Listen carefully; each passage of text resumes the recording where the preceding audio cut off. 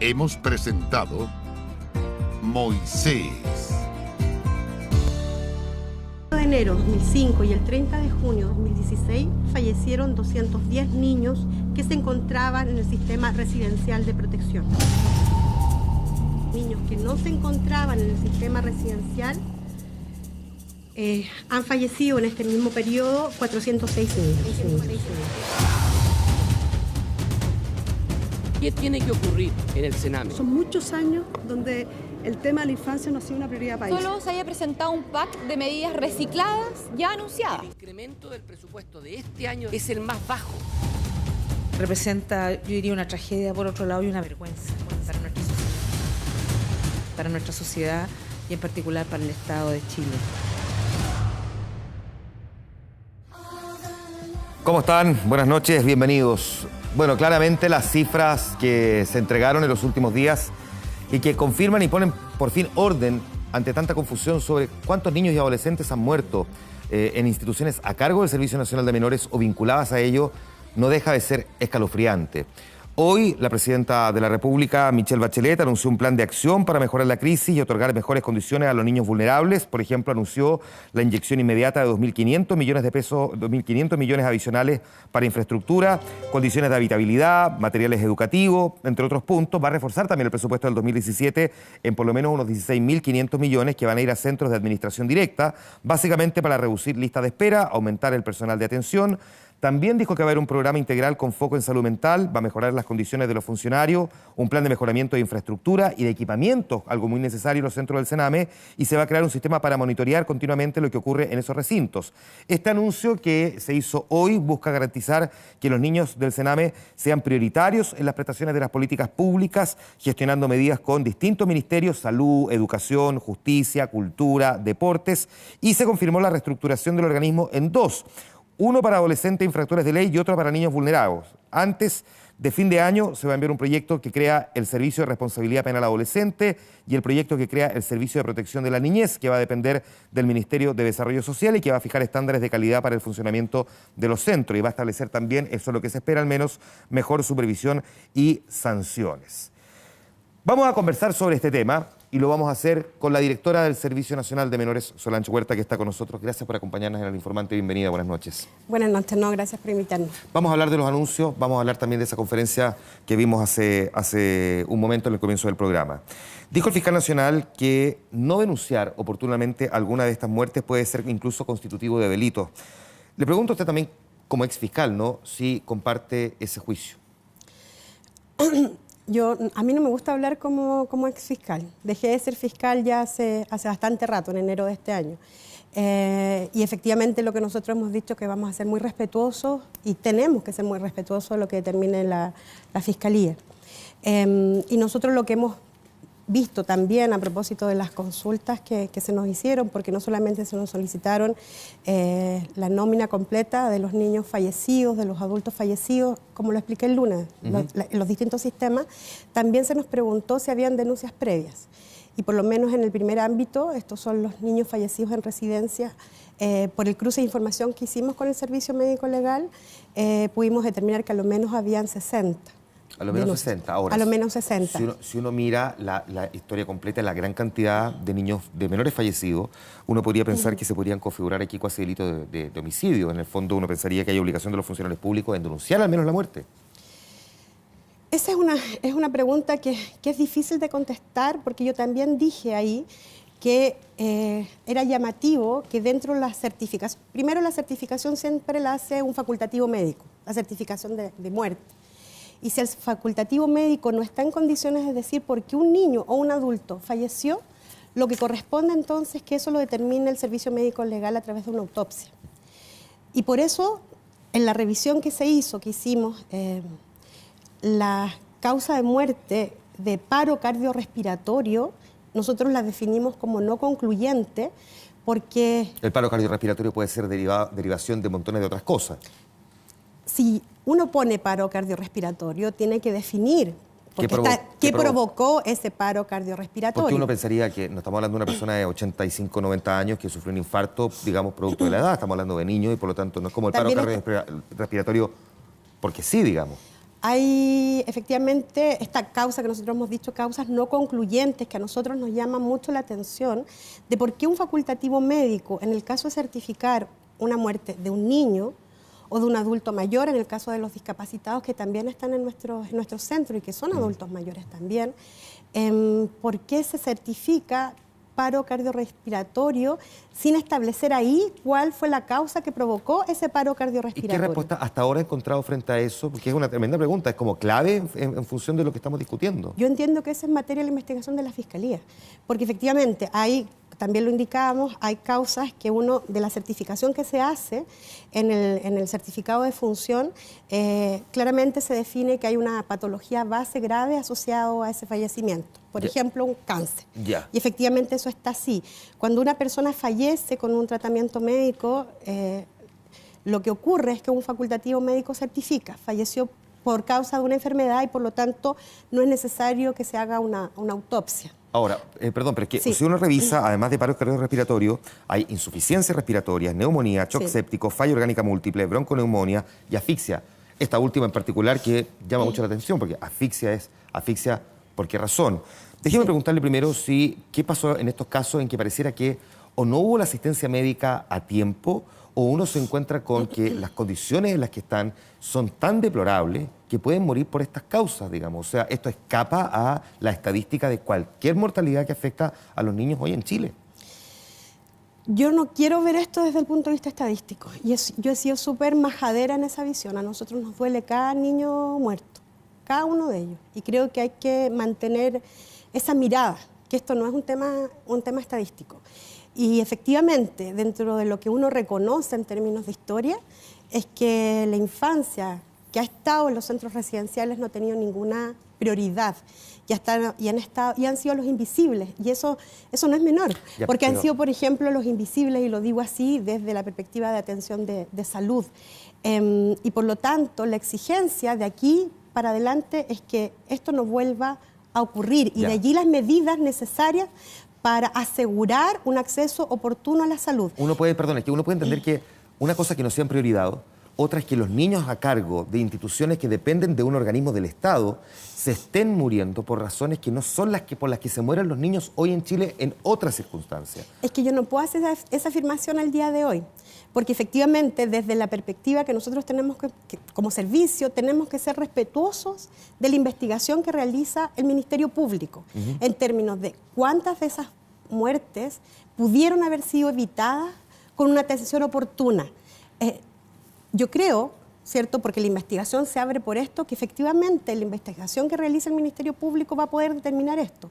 ¿Cuántos de esos 210 niños fallecidos, en el caso de los sistemas residenciales y los otros fallecidos en los otros sistemas, en justicia juvenil, por ejemplo, cuántas de esas muertes pudieron haber sido evitadas si hubiesen recibido una atención oportuna? Porque tampoco es correcto indicar que todas esas muertes pudieron haber sido evitadas, porque también había niños que recibieron las atenciones de Claro. salud en forma oportuna. Eso lo sabremos con la investigación que está abierta, pero respecto del levantamiento de información propia del Sename, una vez que usted llega, ¿qué convicción usted se ha ido formando Sí. sobre esto? Porque ahí hay Sí. una cosa distinta, Sí. independientemente de lo que la justicia determine, usted dice, ok, aquí no se siguieron protocolos, aquí hay un desorden, o al menos no habían protocolos. ¿Qué convicción se ha formado usted? Desde lo que nosotros indicábamos, que en la revisión que uno hace del certificado o de la causa de muerte que está en el certificado médico legal, porque es el antecedente que yo tengo, que hay fallecimientos que están asociados a una enfermedad o una patología base, y eso uno lo ve. Otras que no están asociadas a una enfermedad, y claramente de la lectura de la causa de muerte establecida en el certificado de defunción uno dice esto no. Y muchos de los fallecimientos en justicia juvenil tienen esa otra connotación. No hay una enfermedad asociada mayoritariamente, sino Ya. que, como usted indica, acción de terceros en esos casos, ¿cierto? Y lo que a mí me llama la atención es esta causa no concluyente y que se repite, que es el paro cardiorrespiratorio, porque uno dice, vamos, un facultativo médico tiene el deber de certificar una muerte cuando sepa por qué se produce. Ya. Y de allí que la mirada nuestra es, esto no puede volver a pasar porque todo el aparataje público y también el privado, si es que es un médico que no es del aparataje público, cuando certifica una muerte tiene que tener mucha claridad de la causa que provoca eso. Porque esto, perdón, tiene, y esto sí usted lo conoce bien, digamos, tiene implicancias médico-legales, digamos, el determinar una cuestión sin ser lo suficientemente específico. Esto, digamos, da pie a que efectivamente, como está ocurriendo hoy día, hayan investigaciones. Ahora le quiero llevar a una cuestión un poquitito más amplia, una mirada un poco mayor. ¿Dónde cree usted que están las mayores deficiencias del Estado, no del gobierno de turno, del Estado? Porque incluso parlamentarios de oposición reconocen que esto no es un problema del gobierno de turno, es un problema del Estado. O sea, distintos gobiernos han fallado sistemáticamente. ¿Dónde está la mayor deficiencia del Estado al momento de cuidar y proteger a sus niños? A ver, yo creo, por lo que he visto, que el tema de trabajar intersectorialmente y generar sinergia respecto a los recursos públicos que tienen las distintas instituciones públicas, digo, ministerios, organismos públicos, etcétera, eso no ha fluido. No ha fluido cuando yo estoy trabajando con niños particularmente vulnerables y que, por ejemplo, necesitan tener prestaciones de salud aseguradas, necesitan tener el derecho a la educación asegurado, necesitan tener, y en este caso, dado que no hay una familia que pueda asegurar los derechos, ¿cierto? Es el Estado el que los tiene que asegurar. ¿Y cómo los asegura el Estado? Generando esta relación entre todas las instituciones públicas que deben asumir un compromiso con esto. Entonces, ¿cuál fue uno de los primeros temas que a mí me llamó la atención al momento de asumir este cargo? Por ejemplo, que no estuviese claro para los otros organismos públicos que niños estaban en las residencias.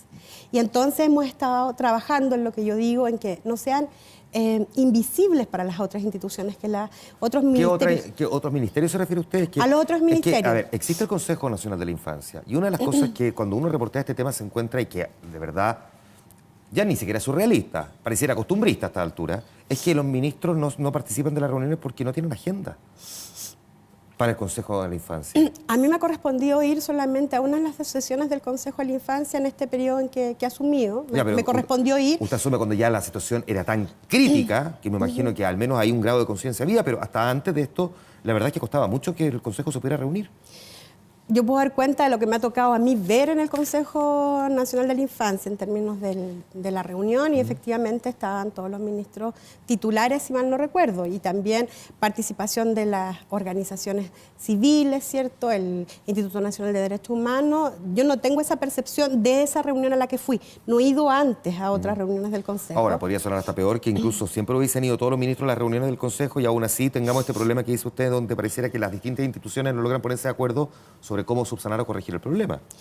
Yo creo que el Consejo lo que evidenció era esta falta de coordinación, de esta falta de generar un sistema de políticas públicas en torno a la infancia vulnerada. Uno reconoce eso. Si uno ve y revisa la documentación del Consejo, efectivamente uno ve que se empieza a abordar el tema de trabajar intersectorialmente, interministerialmente a propósito de la creación del Consejo.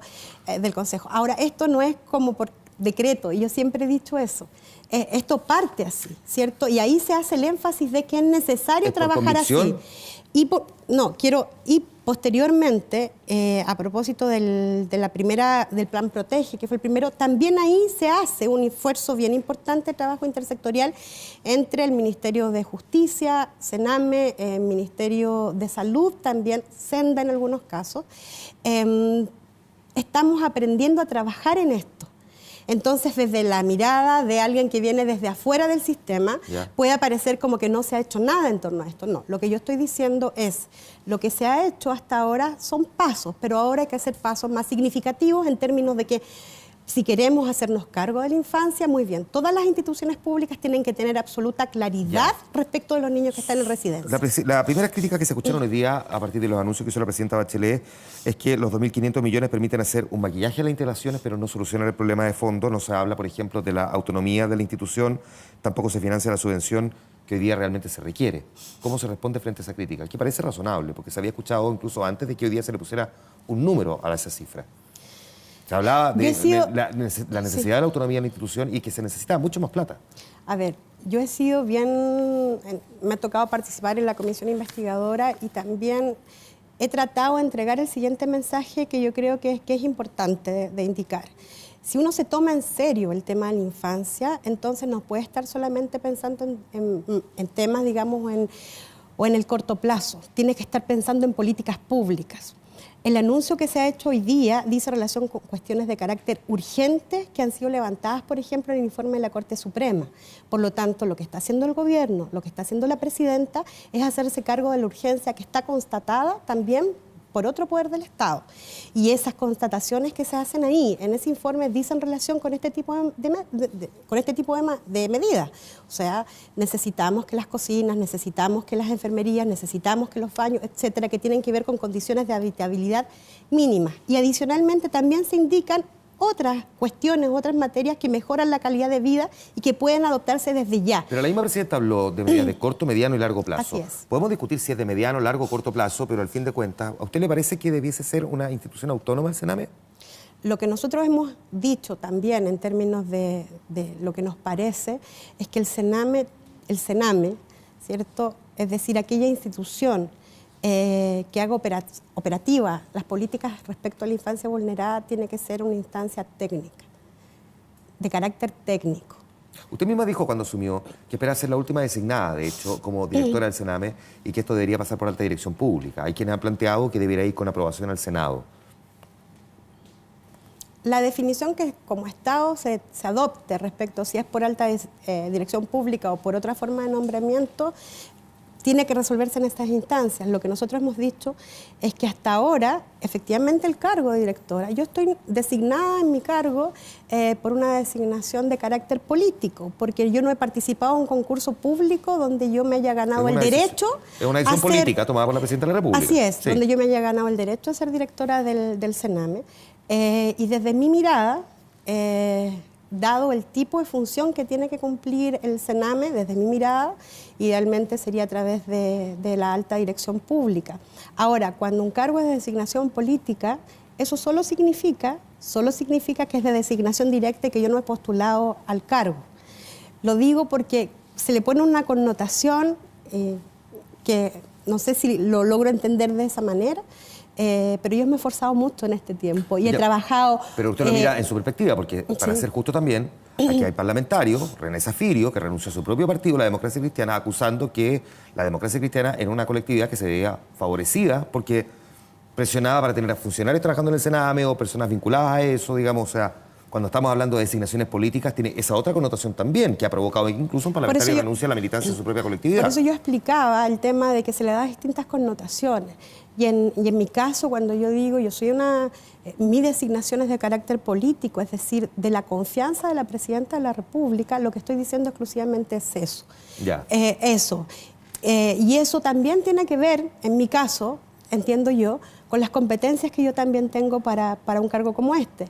Desde esa mirada, yo podría postular eventualmente si esto fuese un cargo de alta dirección pública. ¿Le parecieron injustas en ese sentido entonces las críticas que le hicieron a usted cuando la designaron? Visto su pasado como fiscal y el caso que le tocó investigar, que estaba vinculado, digamos, a un episodio que de alguna manera tocaba a la Presidenta de la República. A ver, yo creo que uno tiene, cuando acepta una designación de este tipo, tiene que estar dispuesto a recibir las críticas. A mí me parece que la libertad de opinión pasa por esos temas. Pero lo que yo siempre he dicho es que cuando la crítica es desinformada, daña. Porque se han dicho muchas cosas que no son reales. Pero lo importante no es eso. Lo importante, de verdad, desde nuestra mirada, desde el equipo que estamos trabajando, desde la gente del Sename, si nosotros estamos trabajando con nuestros funcionarios en este proyecto, en este sueño de que efectivamente nuestros niños, los niños de todo Chile, que son los más invisibles hasta ahora, los más postergados del sistema, tengan todas las prestaciones que se requieren. ¿Qué le dicen entonces esas personas que trabajan con usted en el Sename, personas que en muchos casos probablemente llevan ya un tiempo, cuando ven, no sé, a la representante de la UNICEF en Chile, decir, nosotros no una, no dos, 3 veces de manera formal en los últimos 15 años, 4 veces en los últimos 20 años, planteamos que era necesario un proyecto que dividiera el Sename. Recién hoy día tuvimos ese anuncio. ¿Qué le dice a la gente del Sename? Dice, ¿por qué esto no ocurrió antes? ¿Por qué tardó tanto tiempo en lo que parecía que era más o menos obvio? Separar a los niños que tengan algún tipo de responsabilidad penal de quienes son niños vulnerados o vulnerables. Eso es obvio hoy día, cuando nosotros conversamos con la gente del Sename, con nuestros funcionarios, con nuestras funcionarias, particularmente los que tienen que ver con la atención directa de los niños, se siente que muchas veces la crítica es tremendamente injusta porque se desconocen las precariedades que ha tenido el servicio y que el foco respecto de lo que ha pasado está puesto en este servicio. Y el foco tiene que estar puesto en el Estado en su conjunto. Y esa es la mirada. Y esto no significa no reconocer los errores que se pueden haber cometido también desde el propio servicio. Pero si seguimos teniendo la mirada de que todo esto es responsabilidad del Sename, entonces no vamos a avanzar. Y avanzar significa, efectivamente, reconocer y decir, y yo también lo he dicho, y en varias partes, esto no lo vamos a hacer solos. Para esto necesitamos la colaboración de los distintos ministerios, porque es la obligación de los distintos ministerios. Ya, ahora, y ese es el foco. En la responsabilidad yo creo que hay coincidencia en que es del Estado, pero al mismo tiempo también se apuntó al Sename cuando pareciera que más bien, si es que no lo hicieron a propósito para ocultar cifras, al menos hubo desidia en ponerse de acuerdo sobre cuántos niños habían muerto en los últimos años. ¿Cómo es posible que hayamos tenido tantas estadísticas distintas en tan poco tiempo? Es que eso también habla de la precariedad del servicio, yo también he sido súper clara en eso. El Sename, en cuanto a institución pública, no pasó por él la modernización del Estado con todo lo que eso significa. Software, computadores. Sistemas informáticos acordes por el tipo de información que se requiere para tomar decisiones, ¿cierto?, etcétera. Y lo hemos explicado. Y recién en el año 2014, es decir, durante el gobierno de la presidenta Bachelet, se inyectan recursos públicos para mejorar el sistema informático y el sistema de información del Sename. Y esto se empieza a trabajar en el 2014, se concreta en términos, se aprueba, digamos, en términos de presupuesto para 2015 y se empieza a concretar de tal manera que al día de hoy, cuando yo digo al Estado no le puede volver a pasar que se tenga que demorar tanto tiempo en decir cuándo falleció un niño, hoy, por ejemplo, el sistema efectivamente emite alerta para que tengamos conocimiento y por lo tanto podamos hacer una fiscalización absolutamente oportuna e ir a ver si efectivamente se adoptaron todos los protocolos, en qué estado estaba el niño. Eso que tiene que ver con la información. Han habido avances. Lo que yo también he dicho es que lo que se requiere, porque estos son avances sobre el mismo sistema, ¿cierto? Los que se requiere entonces ahora, y el propósito nuestro, porque eso sí que es de largo plazo, es pensar la arquitectura de un nuevo sistema informático que nos permita responder a las necesidades que hoy existen, que son mayor información y, por cierto, interconectividad con los otros sistemas de información con los que tiene el Estado. Solamente, es decir, tenemos que avanzar. Uno puede en considerar eso. que el Estado, como en su conjunto, desde lo macro, digamos, ha fallado en esto. Uno puede considerar que efectivamente tenía un sistema informático que quedó completamente, digamos, anacrónico. Sí. Pero hasta ahora, o sea, usted mira en lo macro y mira en lo micro, pero hasta ahora siento que no evalúa usted ninguna responsabilidad de funcionarios del Sename en todo lo que ha pasado. Es que yo en esto soy súper respetuosa de lo que tenga que decir, de verdad. Es que cuando uno le culpa al Estado es como culpar a todo y culpar a todo es culpar a nadie. Echarle la culpa al sistema informático, como el sistema informático no se puede defender, salvo que venga John Informático, el dueño del creador del software, cosa que tampoco va a pasar. Pero tampoco tiene una mirada crítica de si efectivamente los funcionarios dentro del Sename pudieron no haber sido todos los diligentes al menos. Es que eso lo tiene que decir la justicia penal. Pero no estoy hablando de responsabilidad penal, estoy hablando de responsabilidad ética como funcionario. A ver, cuando tú solicitas recursos y esos recursos no son asignados, que esto es un tema histórico y solamente son asignados ciertos recursos, a ti te resulta imposible entonces poder hacer las mejoras que se requieren. Lo que me dice que hicieron lo mejor posible con lo poco que tenían. Lo que yo les estoy diciendo que recién en el año 2014, y esto surge a propósito de la primera comisión investigadora. La primera comisión investigadora, que por cierto no se hizo ninguna pregunta respecto a los niños fallecidos, lo que también es llamativo desde estamos de verdad preocupados de todos los ámbitos de los niños. Esa es una pregunta que queda ahí. Y efectivamente, en esa comisión investigadora, dentro de las conclusiones de esa comisión investigadora, era esta. El sistema informático del Sename está caduco para lo que se requiere al día de hoy, ¿sí? Y a propósito de eso, entonces, se empiezan a solicitar recursos para mejorarlo. Ya. Déjeme hacer entonces esta última pregunta. Le pido la mayor, digamos, honestidad en su respuesta, porque si bien es cierto que esta es una designación política y por lo tanto podría entenderse como una crítica al gobierno. Al mismo tiempo, usted mismo ha dicho aquí que su compromiso es con los niños. Sí. ¿La plata comprometida es suficiente o le faltó más plata? Lo que yo he dicho, y soy tremendamente honesta en esta respuesta, porque todas mis respuestas siempre son tremendamente honestas, es parte de mi estilo. Yo siempre digo, es mejor la verdad, y siempre la verdad, y nada más que la verdad, es que no es solamente cuánto te den, no es solamente la cantidad de recursos que te den, es cómo usas y focalizas el uso de los recursos públicos, porque todo funcionario público debe saber que los recursos son limitados. Y por lo tanto, mi obligación en cuanto directora del Sename es que esos recursos vayan efectivamente a las necesidades que tienen los niños, nuestros niños. ¿Y dónde están puestos ahora, según el anuncio de la presidenta? ¿Están bien ubicados esos recursos? Los de urgencia, ¿Sí? Por cierto que están bien ubicados. O sea, de hecho fue nuestra petición en términos de decir, mire, conforme al informe que tiene el Poder Judicial, los levantamientos que nosotros también hemos hecho en términos de supervisión, el trabajo en que en estos 2 meses nos ha estado ayudando el Ministerio de Salud, las necesidades en términos de urgencia están en estos focos. Y teniendo claridad además que quedan solamente 3 meses y por lo tanto ejecutar recursos en una institución pública que tiene que licitar. Sí, es un menester complejo. Sí, y por lo tanto nuestro compromiso es vamos a ejecutar estos recursos en aquellas necesidades más urgentes que ya tenemos levantadas. Solange Huerta, directora del Sename, muchas gracias por conversar con nosotros esta noche en El Informante. No, muchas gracias a usted por invitarme. Vamos a la pausa, volvemos de inmediato, tenemos otro debate aquí a la vuelta. Espérenos, que ya estamos con ustedes.